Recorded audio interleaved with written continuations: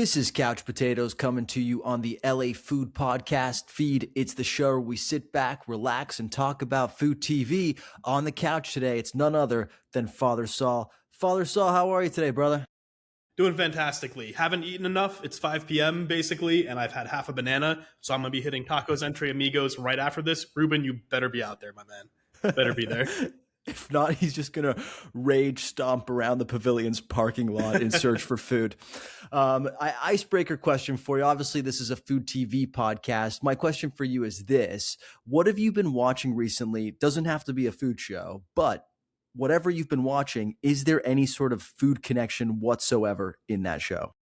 Honestly, the 3 shows I'm watching right now are Top Chef, America's Culinary Cup, our topic for today, and Survivor. Survivor, wow. By the way, plenty of food tie-ins as well. Applebee's is a major sponsor of one of the prizes. Jeff Probst, the host, basically lists off the entire Applebee's menu. And since those folks are starving out there, they really seem to love it. So, yeah. Don't they also have to like cook in the wild and stuff? I mean, sort of. They have rice and they can like catch fish and they can do that. But they used to show that more as like, hey, look at these folks. Now it's kind of like they're doing their thing and we don't care that much. I was talking to ChatGPT about how I could potentially win Survivor, and ChatGPT was just like really honest with me and was like, I think based on the lack of food, you would not do well. But see, you definitely wouldn't, but that's what would make you such good TV, man.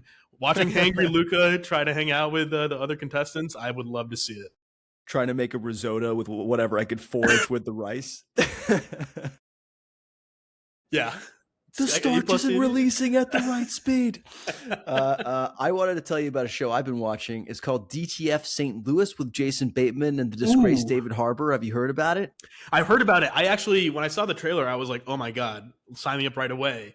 And then my favorite TV show podcast was kind of like, doesn't quite hit. And so I gave up. I mean, I haven't been watching a ton of stuff. And so I kind of immediately dropped it after like the first 5 minutes. But the basic concept and actors, Jason Bateman's on my list of favorites. Yeah. Like he's one of my guys. So like I would have thought it was good. What have you been thinking? So I can see why they said that. I think the problem is it's not a binger, right? Like they're releasing one episode a week and it is a little bit of a slow burn. But I think that once you get into it, I think it's really well done and really kind of unique for the like whodunit genre. They do have quite a few scenes and like references to one of my favorites, Outback Steakhouse. And so, that is just a show after my own heart. And it kind of made me like think like the reason that works so well is because everybody kind of knows what it feels like to be at an Outback Steakhouse. So like, when you're like watching a show and they're at some like hotspot in New York or some hotspot in LA, not everybody knows what it feels like to be at that place because, they're usually like cool spots that you can only go to if you're in those cities. But Outback, everybody's been to an Outback or an Outback adjacent spot. So you know the level of desperation you need to be at one of those spots. They're the middle-class restaurants, right? We read that excellent article, I think in the New York Times, maybe a year or two ago, about how the middle-class restaurant, your Applebee's, Outback Steakhouse, Olive Garden, Ruby Tuesdays, kind of got hollowed out, particularly on the coasts, I think, but are having a slight comeback. And maybe this integrated marketing for Outback Steakhouse and DTF St. Louis will boost their sales. We can only hope. The world needs more bloomin' onions now more than ever. I think, honestly, just send one single bloomin' onion to the Middle East and see what happens. Just see what happens, Just Jesus Christ. All right, strong start to this podcast. Look, we're here to discuss America's Culinary Cup today. Saul, you want to give the folks a refresher at home of what the hell this is? Yeah, so America's Culinary Cup is the newest food competition show on the scene, helmed by none other than Padma Lakshmi in her sort of rebound from her Top Chef departure. Padma's back in the game. We have Wiley Dufresne and LA's own Michael C. Marusti as her co-head judges. And we have a really interesting sort of like, it's clear that they're trying to a little bit jump on Top Chef's lane. And here they were like, we got Padma, we got a couple A-plus chefs. We're going to blow out the prize. It's a $1 million prize, which I think is sort of far and away, maybe the biggest one like that's attainable in the food TV competition space. And they raised the sort of quality of contestants in the sense that they're slightly more senior than your Top Chef and certainly your Next Gen Chef. They are often Michelin-starred winners, beaucoup d'or contestants, former Top Chef contestants and champions, and James Beard Award nominees and winners who that sure you have a little bit of overlap with who you might see on Top Chef, but there's clearly a level of cream on top in terms of the weird phrasing, but in terms of the seniority, I'll say, and accolades of the chefs that they're bringing in. So this was sort of marketed as like hey, this is the prize. This is the America's Culinary Cup for the best of the best to win the biggest prize with the hardest competition, and that's what it was pitched as. I get the reason for why they branded it as such. However, I feel like it's really hard to make a new trophy super desirable, as we've learned with the NBA's in-season tournament or even the Club World Cup in soccer. It takes a little while for it to be attainable. But that $1 million prize, you're right. I think it's 4 times as much as what's been previously available. And I think obviously Top Chef has upped the ante from 100,000 to 250,000 recently. I think Tournament of Champions for a while was the most lucrative one, and there I believe are at 250,000. So this is a lot of money for anybody who wins it. Now, were you surprised to see Padma getting back into the pretty much the exact same line of work that she's been doing for the last 20 years? I mean, yes and no. When she left Top Chef, she described it's a ton of travel, it's a ton of eating, and she wanted to pursue her own projects like Taste the Nation. I see, with her coming back to food competition TV, you can see how this competition is sort of geared to address some of those things that were, I think, fatiguing her in Top Chef. It's in one location pretty much in New York. There's fewer contestants overall. We start with 16, but episode 1 has a big cut. And so the overall amount of food is a little bit less, though it sounds like next week's episode might change that up. And I think it gave her a chance to come back to her comfort zone, to go even bigger in terms of the channel that she's on, the reach, and so on and so forth. Look, am I a little surprised based on her Top Chef departure? Yes. Yeah. Sadly, Taste of the Nation got canceled. I think some of the other stuff maybe didn't pan out the way she wanted to. So she comes back to home base. I think that's more of a hobby that I hope she continues. That was a fun show to go see, watching Padma do stand-up. But it kind of makes sense for her to she gets to basically come in, be the face of this show fully, and kind of, I think, put a lot of design and dictation into how it's created, so that it both, I think, scratches the itch of her having this authority and being back in the game on her terms. And it's really cool to see.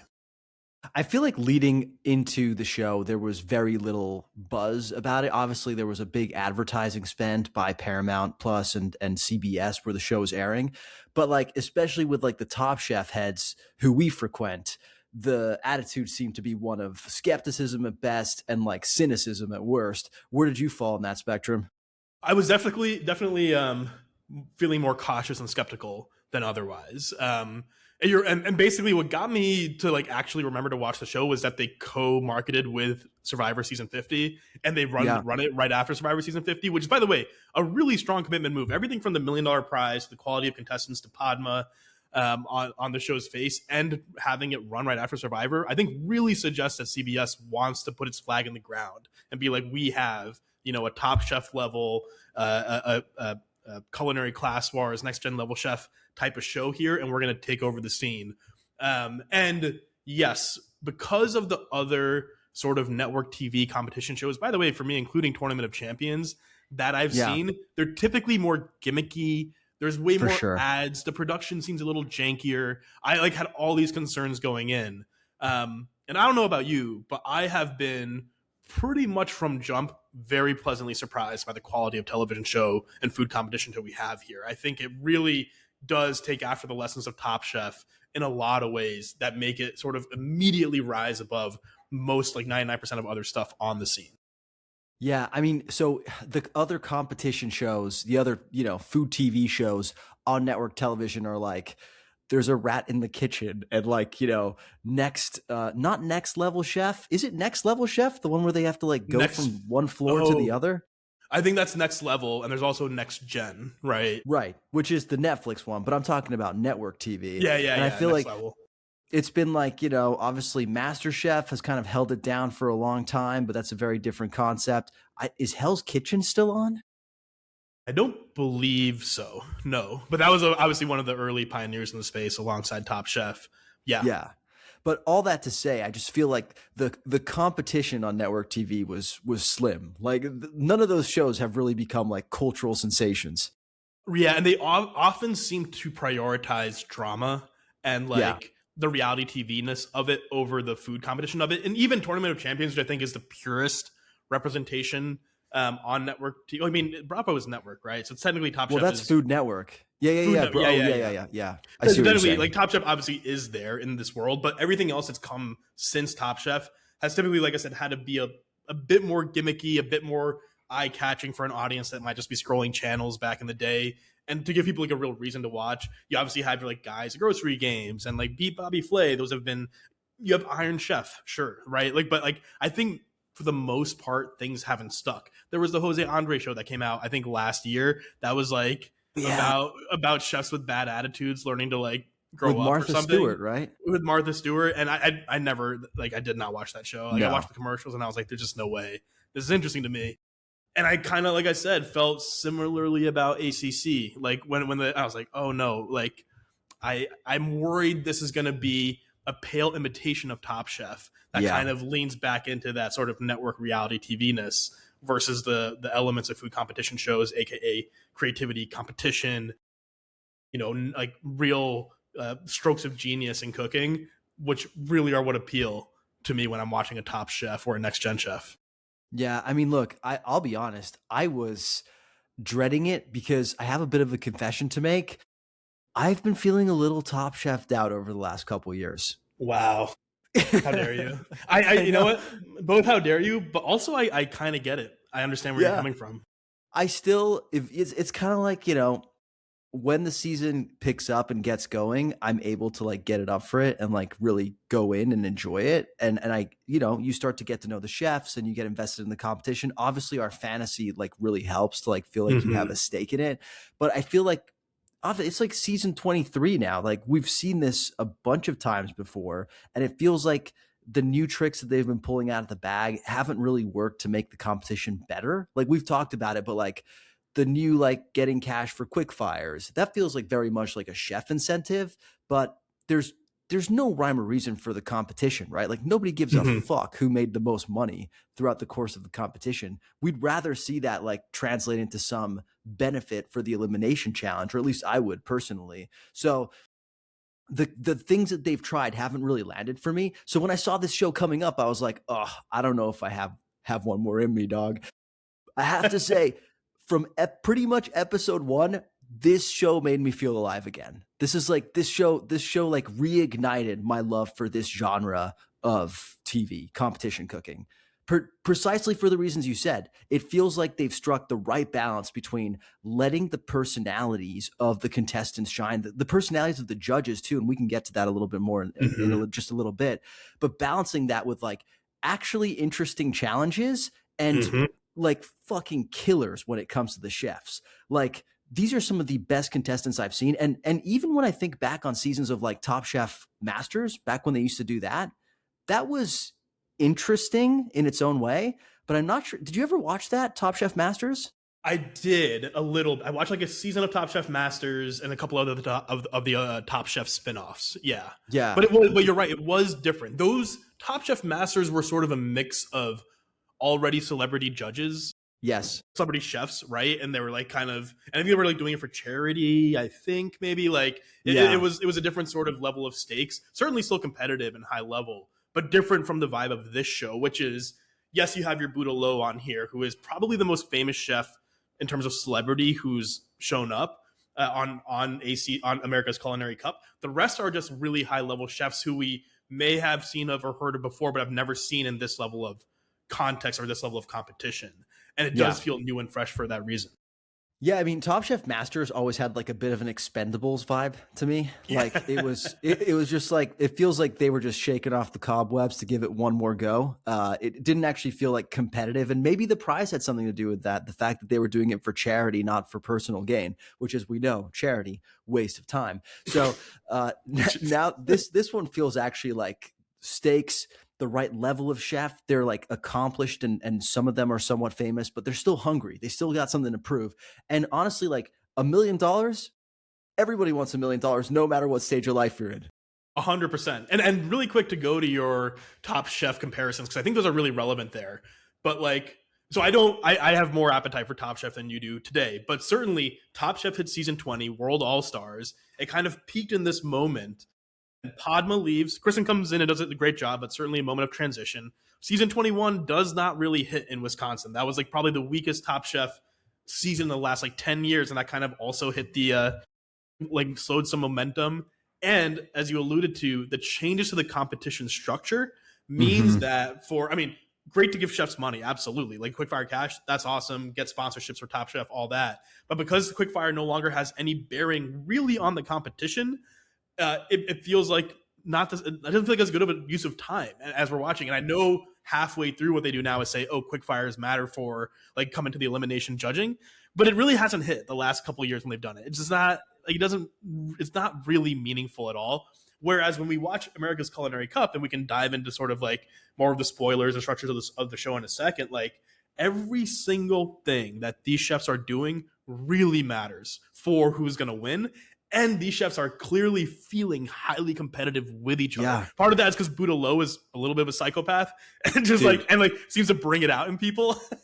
We need to talk about this, but one of the things that this show does so well, in my opinion, is the interviews. Like, I don't know. Like, the other thing about Top Chef is I feel like it's gotten a little Ted Lasso-fied in the last like few years. Like, they really, like, I know in the early years they over-indexed on trying to make it dramatic, and it didn't really work. And then eventually kind of found like a natural swing into being a more like, you know, a show about the camaraderie that builds over time between these chefs and the genuine friendships. But I feel like every single interview like ends up being something like emotional, feel good, like because they want you to feel a connection with the chefs. It's like the classic Olympics playbook, right? But it also just serves to like, I don't know, make everything feel a little bit too saccharine for me at times. Whereas with these interviews, there's some real edge to them. And actually, like Buddha, the way that he's being like edited on this show, it both reinforces my hatred for him, but it also makes me like, this guy's fucking fun to watch. Like it's like must watch TV for me. They definitely, I said this to Emily while we were watching, where I was like, if Buddha was this edgy on Top Chef, they definitely gave him a hero's cut a little bit, because dude talks shit in an awesome way. I love Buddha. Like, and he's and such his an like asshole. His confidence, he kind of is. He's like his confidence, he's cutthroat. He gives a shit, and I think his very presence raises like the competition juices of other chefs, particularly Matt Peters, former Bocuse d'Or gold medal winner. And they're like, oh, these guys want to beat each other. Like they really, it's really cool. It's there was a hilarious moment in the last episode, the good and evil one, where they're talking, they like interview Buddha, and he speaks a little bit to this fact that, you know, his wife actually, when they first met, wasn't that into him because she thought like he was too confident. And he goes, she realized I'm not just arrogant, I'm just really good at what I do, or something like that. I'm like, this is exactly why people hate you, bro. he said it was what she took as arrogance was like his passion for his craft, which like sure, man. Yeah, both can be true. Both can be true. All right. Well, hey, let's peel the potato, which is apparently what we call getting into the details on this show. I like that nomenclature, by the way. Good job, Saul. By the way, dear listener, if you're planning to watch America's Culinary Cup and you don't want spoilers, now's probably the time to tune out, because we're going to start getting into the details. Let's get into the contestants. Saul, you've already alluded a little bit to the contestants, but you want to give us like a flavor for who's really caught your eye over the course of the first half of the season? Yeah, I'll quickly list them off, but they come in different categories, I think. There are your Top Chef alum, which include obviously Buddha Lowe, who we referred to. By the way, including Buddha is a real coup and a real shot across the bow at Top Chef as well, as like the kind of GOAT of the show and the winner of 2 consecutive seasons, including World All-Stars, bringing Buddha from Top Chef, where he dominated, into this competition where he's frankly struggled at times, really Yeah. makes you feel the elevated competition. We also have Beverly Kim from Top Chef Texas season 9. Beverly, who, by the way, I don't know, a little bit of Top Chef lore. Beverly was like really shittily bullied on her season of Top Chef. Huh. It was a big deal. I don't remember this.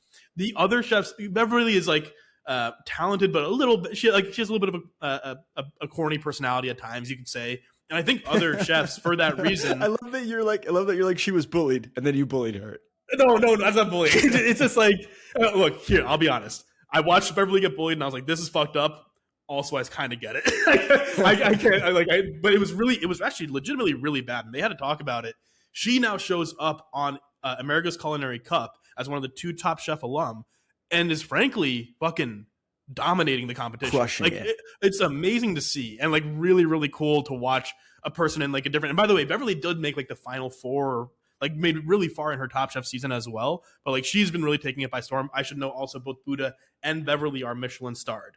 Then we have bold type, the LA representative, Keith Corbin of Alta fame, Daniel Patterson's buddy, a James Beard nominee, representing really fucking well. I was nervous at the beginning because Keith is more of like a soul food like kind of style, and not your like high technical fine dining cook. But he's just been bringing the flavor and crushing. That is a complete misnomer, my dude. Like I think maybe that's the perception, but that's the way he's edited on the show. Just to be clear, that's his edit on the show. Yeah. And actually, I think that does him a huge disservice because the guy has, as you wrote on the agenda, he's literally trained under Daniel Patterson of Qua and friend of the pod. He's owned Alta Adams, which, by the way, I think is like has been like one of LA's like most successful restaurants in West Adams, and has like, really planted a flag for like that type of cooking. And also, if you've read Keith Corbin's book, this is nothing for him, bro. This is nothing for him. It's one of the best memoirs I've ever read. I highly recommend it. He's doing LA proud. And also, and you're exactly right, because while I think they definitely positioned him on the show as like the more, I bring flavor, while these guys like bring tweezers or whatever sort of vibe. Yeah. But he has technique, like crazy technique. In this most recent week, he was given horseradish to make 2 desserts with, or a dessert with, and like he like steeped it like tea to keep like he was like, his creativity and technique is clearly also there. But shout out Keith Corbin representing LA. We had 2 Bocuse d'Or heroes. Philip Tessier, who was a silver medalist in the competition and coached the gold medal winning team for the USA, which included Matt Peters, who is also here as a contestant, and I'd say one of the heavy favorites alongside Beverly and maybe a Buddha and so on. We have a couple other Michelin stars. We had Chris Morgan, Melina C., and Michael Diaz de Leon. And then we had a group of who I call the Beardies, which are the James Beard nominees and or winners: Sol Han, Diana Davila, Emily Yun, Kim Alter, Kara Stadler, Russell Jackson, Rochelle Daniel, and Katie Button. I'm sorry, I feel like I should be naming their restaurants and locations too, but this is just a quick overview of like who we have in the room and their sort of notable accolades. So I'm sure there's so many more that we're not touching on here. Dude, we touched on the contestants as a whole a little bit. How have you felt about the people in this competition so far? I fucking love them. When I first saw the show and I saw this roster of 16 people, I was like, I'm already struggling to remember who the fuck is on Top Chef. I'm going to struggle here. I felt like a new teacher on day one of like a new term, right? But the thing I love about this cast is they make a point, let's say, on the show to really like big up the people like Philip Tessier and Matt Peters of Bocuse d'Or, and kind of like the people who come in, like Kara Stadler, who is pregnant, by the way, like severely pregnant. They come in and they kind of like, downplay her. And then she gets in there first day and like crushes everybody. Like she's maybe my favorite contestant. I love She's Kara. so good. She's so good. And like, that's what I love about this crop of contestants is you really can't predict how they're going to do based on their accolades or based on how scared they are or people are of them. Like week to week, it seems like somebody shines. Even this week, Diana got eliminated, but I told you there were going to be spoilers, dear listener. But last week she crushed it. She had like one of the standout dishes, like leaning into her like Mexican flavors in a situation that people weren't expecting. It was the vegetable challenge, right? And that's what I love about it. It's like it feels like the or what people say about the Premier League. Like week to week, anybody can beat anybody. It's fun to see this because of the swath of these contestants. You can sort of compare for the first time that I can recall in a competition show what the level of beard Michelin, Bocuse d'Or, and Top Chef kind of means. And it's not like, and it's cool because you're like, damn, some of these beard nominees are outplaying these Michelin-starred chefs. That's interesting, right? These Bocuse d'Or guys are fucking scary. The technique is off the charts. You can see their training come through, right? And then you have like your sort of like Top Chef or like other competition show chefs. And by the way, who are doing quite well. I'd say on the whole, Buddha struggled at times, but Beverly and Buddha are still in the competition. And I think the sort of experience of being at the sort of previously or currently top food competition show comes through there too. It's been a really sort of interesting mix. And you're exactly right that when we first start out and meet 16 chefs, you're like, oh my, these faces are like flying by. I can't keep track.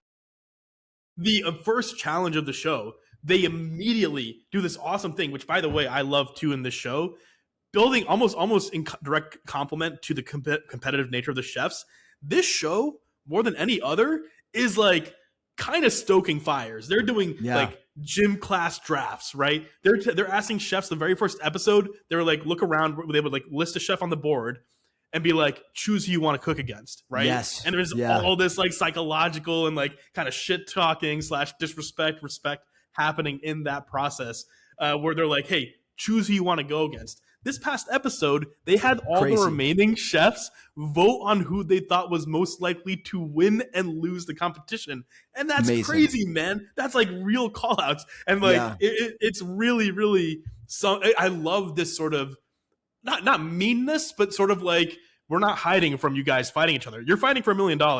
Point out who you want to cook against. Point out who you think is good and who sucks.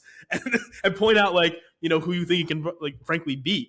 That adds so much flavor to the nature of the competition. It's the right way to create drama. It's like the same way they create drama on like shows like The Traitors, right? It's not about like having everybody sit in a stew room and just getting people drunk and like, hoping that they get into like personal arguments. It's making them make decisions like that are strategic and help them win the game, but obviously hurt people's feelings. Like they all picked Chris Morgan as like the loser. And it was really sweet. Katie Button like gives him a hug and says, it's not personal. It kind of is personal. Which is why I loved it. Katie Button, by the way, she's been awesome. She's just like this white girl from North Carolina cooking Spanish food because she loves it and just like do it, like kind of pulling it out the bag when you don't expect her to. It's that's what really makes this show for me. It's the people and the way that they kind of surprise you. But you're absolutely right. I didn't even think about that, about how it's so evident which awards matter based on what the chefs have. It's kind of clear that like nobody cares about the beards. It's like table stakes. It's table stakes in this room a little bit, but some of these James Beard nominees, Kara Stadler being one, Katie Button being another, she's a winner, kind of showing up and going toe to toe with and like a really sort of consistent way. Of course, Keith Corbin, one of them as well. It is fun to watch that play out. Who personally is your favorite and least favorite competitor on the show? I mean, I'm going to sound like a homer, but I just really love Keith Corbin. Like I wasn't expecting to be as drawn to him as I was. Just, I don't know. I've read interviews with him in the past and whatnot, but seeing him in this setting, seeing the way he just like rises to the challenge, and also just the dude's funny. Like the guy's just got, he's just hilarious when he's talking and doing his like direct to camera interviews. So I really want to see Keith win. Also, I think in that thing that you said where they had to vote for their least likely to win, somebody voted Keith least likely to win. And I was like, really? Yeah. I was like, fuck you. And the horse you rode in on, like, we're coming for you. Was that Chris Morgan? It might've been. I have to double check. Might have been Chris. And my other least favorite part of that was Buddha. When he had to vote, he like created some drama, and he like lifted up because the way it worked is you had to put cards into boxes, and he lifted up the cards and pretended like he was putting them in the boxes, but then switched hands last minute. Like, this dude is he's just like, he's loving the attention right now. I'm guessing that's a segue into your least favorite. Least favorite is obviously Buddha. I despise this man. These are harsh words, man. These are harsh words. I was just about to qualify it. Like, I'm sure I would actually like him, and if we ever interview him, like, I'm sure he will actually get along. And I have respect for what he does. Obviously, the man's amazing. He made cauliflower ice cream, and people couldn't stop eating it. Like, he's clearly a genius, but his arrogance and just like his like sense of humor, the way he like drops jokes, it's so grating to me. And I think it's because I see a little bit of myself in him. So I think he has an edge and like a psychopathic mono focus on winning that I don't even think I've seen in you necessarily, or at least you're better at hiding it. Buddha is too funny, man. And by the way, Buddha, if you're listening, which I know you're not, the reason why Luca hates you so much is because you beat him twice in Top Chef Fantasy. Got me a couple very expensive free meals. Thank you, my man. Watching him in this, if you win $1 million, you owe me like $3,000, just so you know. Luca's been paying out of pocket a lot for your dominance. But I hear you on Keith Corbin. I gotta say it. Kara Stadler, I mentioned her before. She's amazing. Yeah, second trimester pregnant.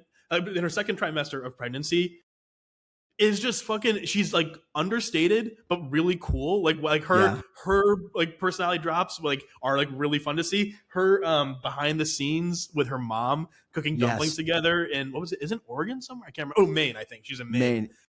Portland, Maine, probably. And her dynamic with her mom just immediately reminded me of my sister, and like I was like, I just love everything about her vibe. Yeah, I see that. I see that. The sense of humor, very dry, very like needly. Yeah, I definitely see that. Understated, but clearly very confident. She's a favorite.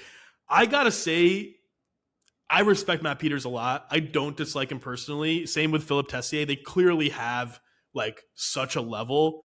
He's someone who I don't dislike him. I want to be clear, but I'm like, I don't know how I'm gonna feel if this guy wins. I'm gonna be happy for him, I think, but like. They also carry a similar level of like arrogance to a Buddha, but are just slightly cooler personality wise to like not let it show all the time. They're like a little bit more humble. Yeah, they've been there before. Is what been there before. Like.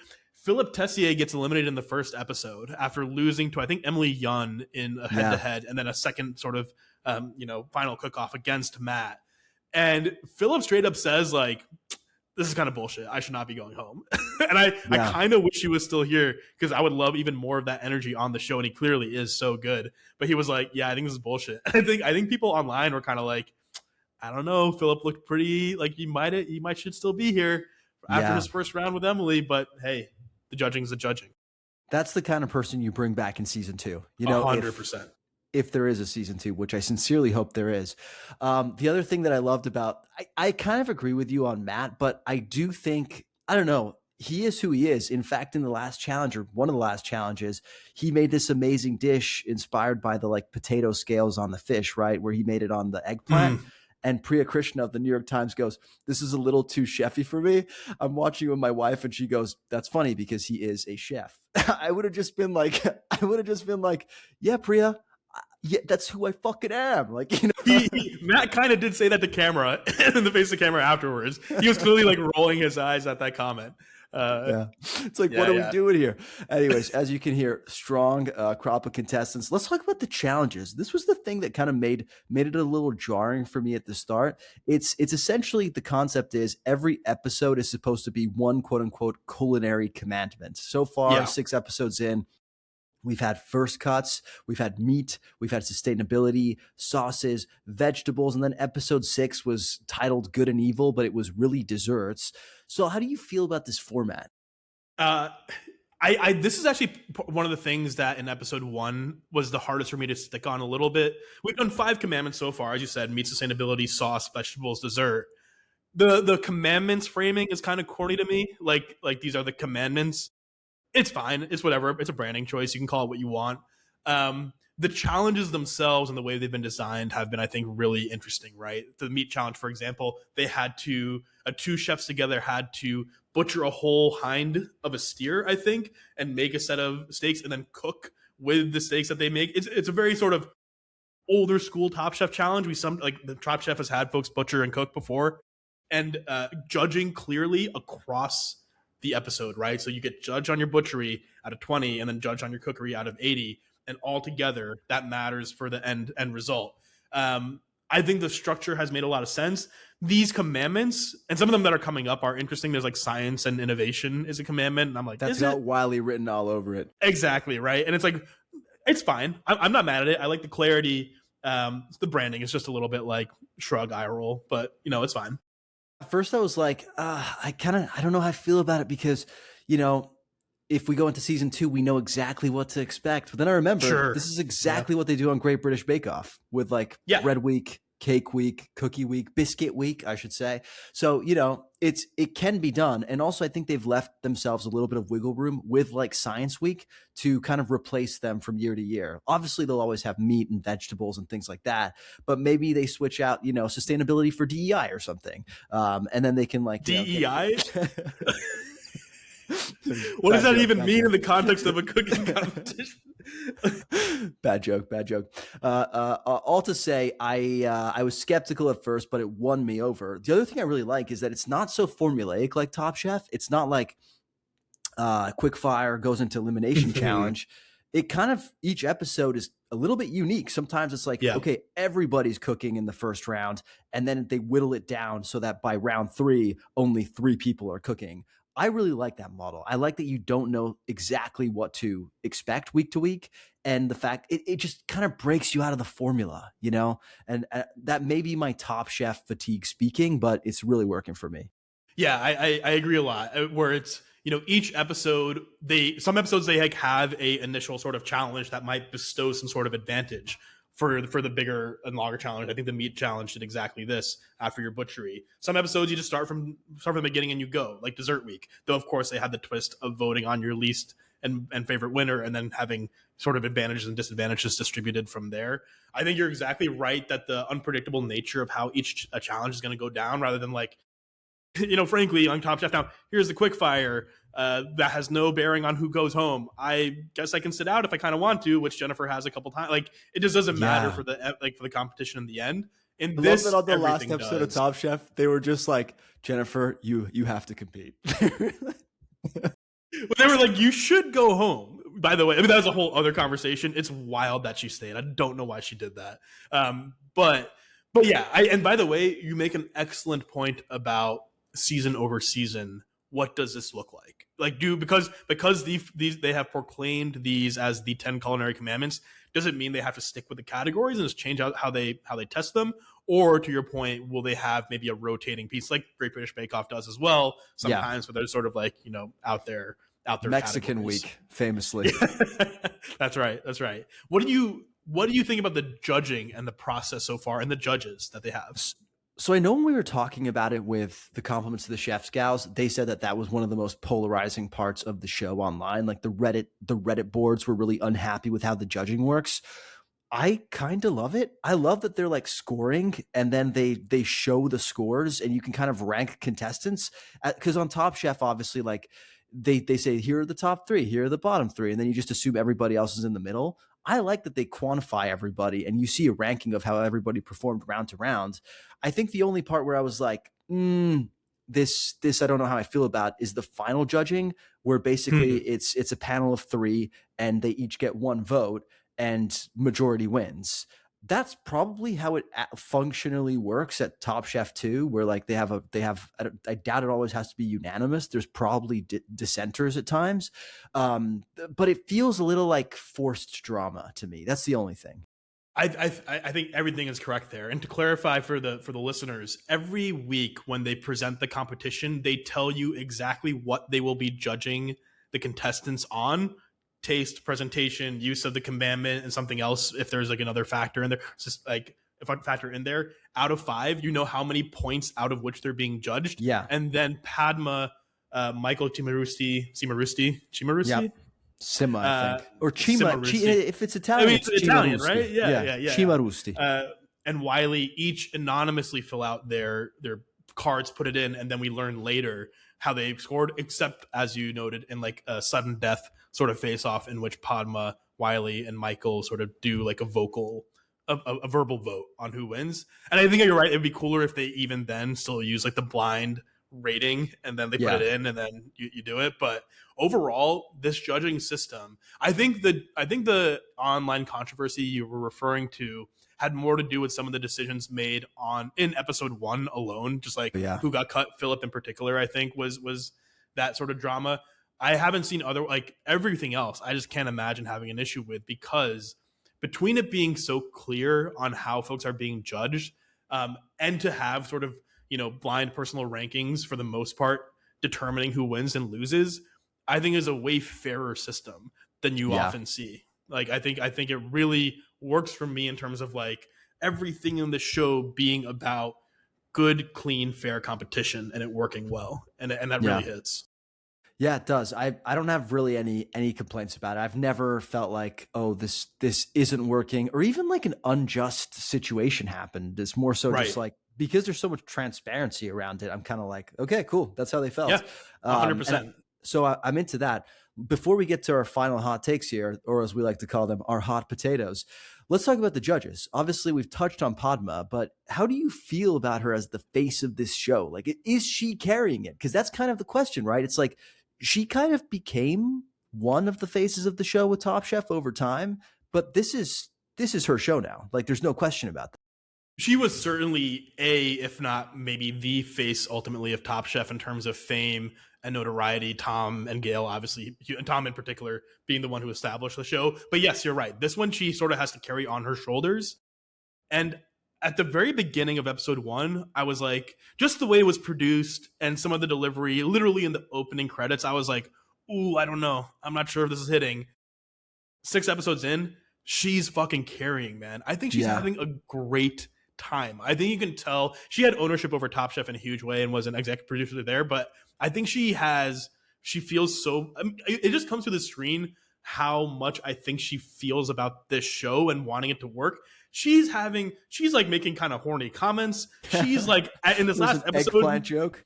A couple, I mean, she like every episode there's a horny comment, and that not that makes the show, but just more like, oh, she's like letting loose a little bit. She's like playing off like Wiley and Michael. She like in this most recent episode was acting crazy. She was like, it was the good and evil episode, and she was like sort of the evil queen of a Disney movie, and I'm like, what is going on? And she kind of kept it up the whole episode.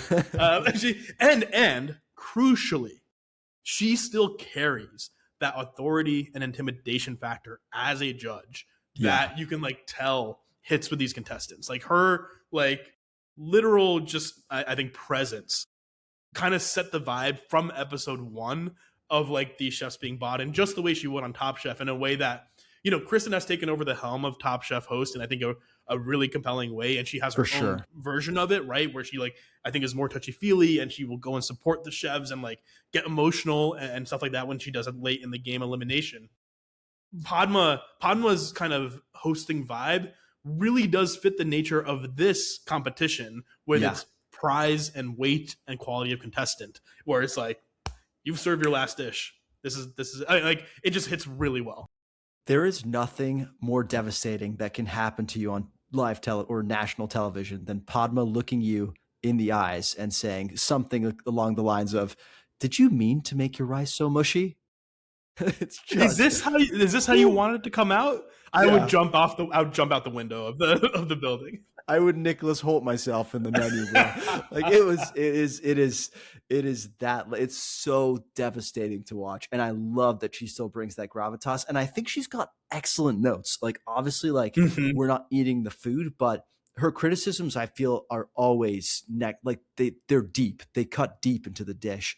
What about the other two? Wiley Dufresne, shout out bits on compliments to the chef, and Michael Chimarusi. How are you feeling about them as the co-judges? So Wiley, to me, is just kind of like, Wiley is there as sort of like the along with Padma, but like the old head, so to speak. Sorry, Wiley, of like food competition shows and like, mainstream food celebrity, right? And he brings that level of like, hey, everyone knows this guy's name. He's like an emerald sort of like, he just like has like that like almost he is not the Tom Colicchio of the show. I think that's Michael's more so, really. but he just like brings a weight and also a personality that I think really plays off Padma well. I love, speaking of LA representation, by the way, which we gave a lot of hat tips to Keith Corbin on, Michael C. Marusti on the national stage in his first, what I can recall, television role that at least I've seen. I think he's fucking crushing it, man. I think he's like, he may have at times a little bit less he seems like be like more of like a low-key personality, for sure. Is how I'll put it, right? Yeah. But I think because of who he is, and because of his own rightful like fame and recognition by Michelin and others, has like a level of gravitas, but also pretty fun. Like he has a twinkle in his eye. He gives good feedback. He has this part down already, which is like the feedback that you don't know if it's going to be positive or negative. But Beverly at one point makes a broccoli dish, and she just it's the vegetable challenge, and she makes a broccoli steak with a little bit of sauce. And Michael goes, "So I'm correct in assuming that broccoli is the only vegetable here?" In a tone where you're like, "Uh-oh." And Beverly goes, "Yep." And Michael goes, "Well done." And I'm like, "Fuck yeah, Michael!" Like I love that shit. What I love about Michael is he. You know what the best part about Tom is too? It's when Tom breaks, right? It's when he's always so serious and stoic, but when he really likes something, he gets that like, almost childlike wonder in his eyes. And I feel like Michael is great at that. Like when he really likes something, to your point, he gets that twinkle in his eye, and it's from a place of like sheer enjoyment. He says at one point, this is one of the best, I forget what the category was, but he says, this is one of the best versions of that thing that I've ever had. Like he makes big claims like that, and you feel genuine passion behind it. I've been a little disappointed in Wiley, honestly. I was expecting him to be a bit more like the wild, maybe because he has that reputation as a chef, like a little bit more of like kind of not the Simon Cowell, but like the judge with a bunch of personality, someone who really brings that to the table. And he's been quite stoic and serious too. And I feel like just personality wise, we could have used someone to be a bit of a better foil to Michael. Maybe they're warming up. Like I have noticed like Wiley make a few more jokes in the last couple episodes, but just personality wise, it was a little monotonous to me for a while. Not to say like, bad judge. I like Wiley, but it's just the mesh wasn't working for me. I think that could be the edit. They still have so many contestants and dishes to get through right now. I have seen a bit more of like Wiley and Padma will go at it a little bit. Padma and Michael sometimes disagree with Wiley. Wiley, I think, has been the most consistently critical judge in terms of what they've shown, at least. And he will be the one who kind of like drops the hammer a little bit more. And Padma will as well, but like I just think they show Wiley doing it the most. I do wonder, as we narrow down into like a finals, if they will show even more judges and judge personality. I do like the interplay right now between Michael, Padma, and Wiley and Padma in particular seem to have a long sort of history and friendship together. I do think they're still probably growing into their judge personalities a bit. Yeah, I think that's fair to say. I just want somebody to be like Professor Snape or something, just like you don't even know what that means. You never read Harry Potter. I did read. I just didn't watch the movies. But wait, you did? Yeah, my mom just made me burn the books because they were satanic. But, I read them, so yeah. Anyways, I didn't realize that. Yeah, it's a different story for a different time. Anyways, let's end with our hot potato, our hottest takes. Who do you think will win America's Culinary Cup? So, I think Matt Peters right now has sort of the strongest. Has I think the highest highs, and that I don't mean that as disrespect for Beverly Kim, who was voted the most likely to win by the other contestants, and just keeps pulling out week after week some crazy shit. I don't know why I feel this way. It's probably unfair, but just like some of the heights that Michael has hit with his food, Matt has hit with his food, have been so high that I'm like, if he makes it to a finals, I would be scared to see him. Like I'd be scared to see him there. Yeah. I mean, what would be the best final? Like Matt against who? I mean, so Beverly very much deserves to be in the final, but if you're talking about best competitive wise, Matt and Buddha, who kind of a little bit seem to hate each other, or at least Matt a little bit hates, like Matt by episode 1 is saying, I can't stand this guy about Buddha. Like seeing them go head to head, and like what's really funny to watch, we didn't touch on, is like as Buddha, for basically the first time ever on a competition show, has gotten like multiple rounds of negative feedback. You can see his mind break. Like Buddha, but like you can see Buddha just can't deal. Like Yeah, his he's like the computer in his brain is like, oh. he's like, I should have brought more molds.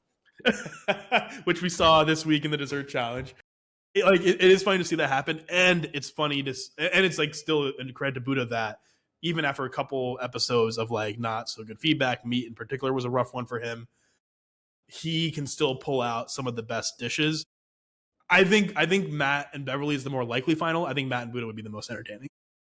I know that because the world is an unjust place and this is just the way that the universe works for me, Buddha will win this competition. I know it.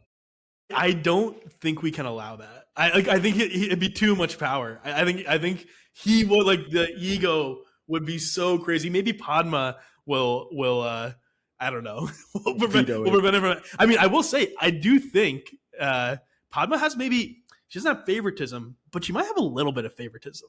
Like, She does. She She knows loves Buddha. She loves Buddha. I think Yeah. she really does. Yeah, and really respects him. Yeah. Well, I look forward to talking about his win here in a few weeks. Let's just end here. Do you think the show has legs? Will there be a season 2, or do you think this is a one and done? I think there will be a season 2. I imagine they're getting good ratings after the Survivor 50. I think they want this to have legs. I really do think we will see this show again, and I'm very excited about it. I really hope it does. I think it was a mistake to launch at the same time as Top Chef, personally. Like, I understand why they did it because of Survivor 50. Everybody was going to watch that. Hopefully they stay on for America's Culinary Cup afterwards. But I just feel like Top Chef people are so territorial. I don't know how many Top Chef people are watching America's Culinary Cup. I feel like if they release this in the dead of summer or something, when Top Chef is not on, the Top Chef people are like having their withdrawals for competition cooking. I just feel like it would have done better. It's possible. Again, I don't know what the numbers look like right now. By the way, it launching at the same time as Top Chef is another, like, this show, just like the vibes of the show itself, is, I think, looking right at Top Chef and being like, I'm coming for your lunch. They are trying to do that. They clearly have some of the ethos and production style of early, or slash not even early, of peak Top Chef. Like, peak Top Chef really comes through in ACC, and they have the GOAT. They have a favorite who's a former Top Chef contestant. They have like high level chefs, and they of course have the former host. I think they're looking right down the barrel and being like, we are coming for your lunch. And that's why they launched at the same time. We'll be curious if it worked out. How would you rank America's Culinary Cup right now against Top Chef and against, let's say, Next Gen Chef, which was our favorite show from Netflix?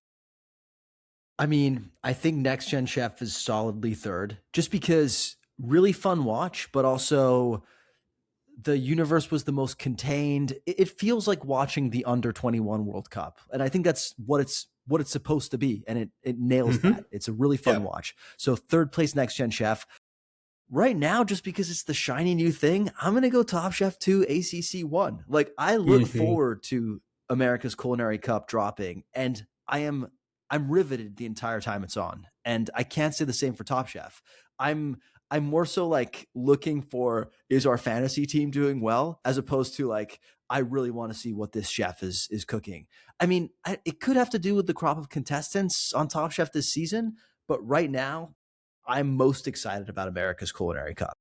I think the cooking on ACC has been better than Top Chef. And I think it's another, because one, the chefs are more senior, right? And they are, or have more accolades, but also just, I think this Top Chef season, we haven't talked about it, we haven't checked in. It's a little wishy-washy. It's giving more season 21 Wisconsin than it is season 22 Canada. And I'm a little worried about it. I'm a little bit worried about it. And I do think, the Top Chef has real stands that are fully committed to the show and may never admit this. But right now, America's Culinary Cup week to week is putting out a better food competition show. I think that's the reality. I couldn't agree more. It's fresher, better cooking, better personalities, more drama, but not in a cheesy way. It kind of is winning across all categories for me right now, except for I will always love Tom. I will always love Gail.